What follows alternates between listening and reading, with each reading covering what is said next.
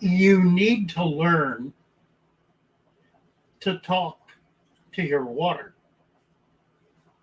If you want to learn how to keep fish, you need to learn how to talk, how to communicate with, how to understand your water, become a water whisperer. I had an old friend, Henry Hall, who talked to water. He could look at water and know what the pH of it was. Now, he was looking at more than just the water. He was also looking at the fish. He was checking, what do we look at when we look at water? We look at color.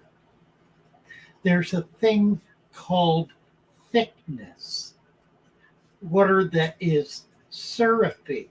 Now, it may not actually be syrupy, but it feels that way and it looks that way. There's water that is very thin, watery, we call it. Very thin water, thick water, colored water, heavy water, of course, hot water, cold water. There are lots of ways we can understand water. There's been some absolutely fascinating scientific research on the ability of water to retain electromagnetic fields. It maintains and sustains the electromagnetic fields of the fish that are swimming in it. Now, what does this mean? Aha! What indeed does it mean?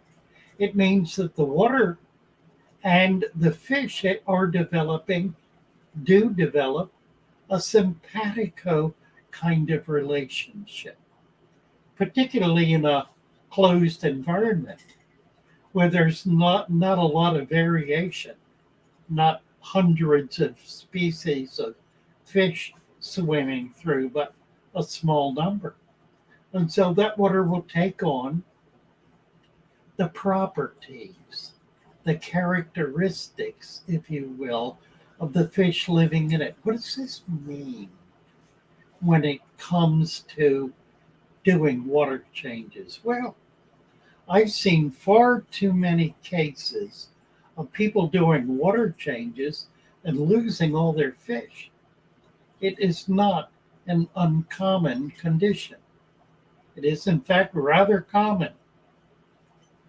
Sometimes it's simply because there's chlorine in the water, or more to the point, chloramines that act as a toxin. But there are other factors as well. There's the factor of the water and the fish living in a relationship that is mutually satisfactory, in which the fish is happy in the water and the water is happy with the fish, and they get along very well. Thank you very much. So why in the world would you want to change that? For what reason? For what purpose do we do water changes? I'm not saying we should never do water changes. I'm saying we should do water changes because there is a good and sound reason for doing it, not just to do it. Fish fare far, far better in old water than they do in new water. I've had lots of friends who were breeders, professional breeders, people who work for fish farms, that level of breeder, who absolutely never change the water in their breeding tanks. They would consider it a horror to do so. Why in the world would you do that when the water in there is so perfect and has taken so long to achieve the condition it is in? Now, I tell you frankly, that opens the door to a whole lot of interest, a whole lot of understanding, a whole lot of consideration that has not been extant in this hobby, but it is real nonetheless. If you have a deep substrate in your tank, if you have plants growing in your tank, if you have a living food web in your tank that is continuously replenishing nutrients, then it is also replenishing the very elements the plants and fish and microorganisms are taking out of the water. It is a balancing act, and the water is a critical part of that. It allows that. It participates in that. It shares in it. It is part of it. The water, that is to say, is part of the living environment of your aquarium. You need not consider it an enemy. You need not consider it disposable. Truly, it is far from disposable.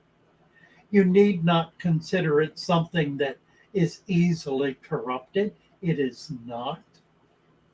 It is something that achieves a profound degree of stability.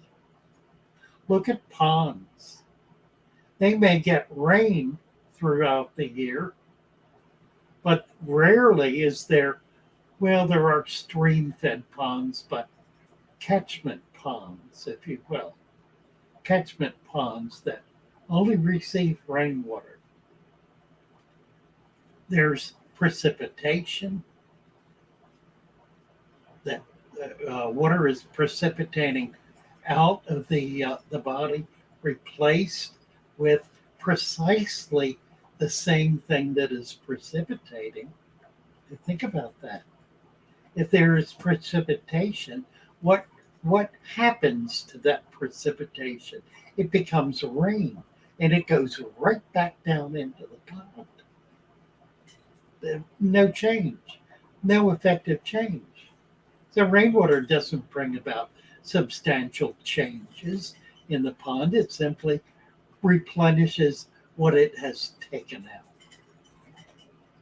Spring water, well, there's another matter, but spring water is so heavily filtered that it really is providing a very pure stream of water with literally nothing in it, entering the pond and assimilating in that body of water and becoming one with the water that's already there. So the water that's already there is the dominant characteristic of the pond, your water.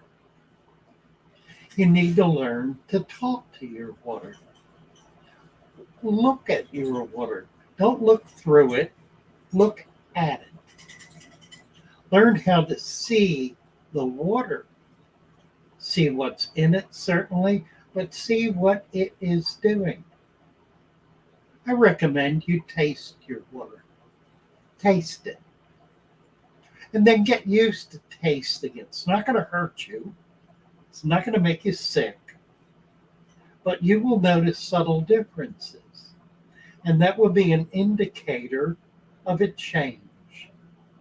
Something that may turn out to be very significant. Touch your water, feel it. See what it feels like. See what its color is, its smell. Use all of your senses to get to know your water. Get to know what it feels like, what it's doing. Oh, you certainly can measure it. You need to. You need to know what the pH is. You need to know what the relative hardness is, what the KH and GH are. You need to know as best you can what chemicals are in it. But if you will apply your own sensory devices, your own skills, you'll learn a great deal more about that water than these chemical tests can give you. So just a heads up. Take Father Fish's advice and learn to chat. Have morning chats with your water. It will be a delight that will open new horizons for you in fish keeping. Bye for now. See you again soon.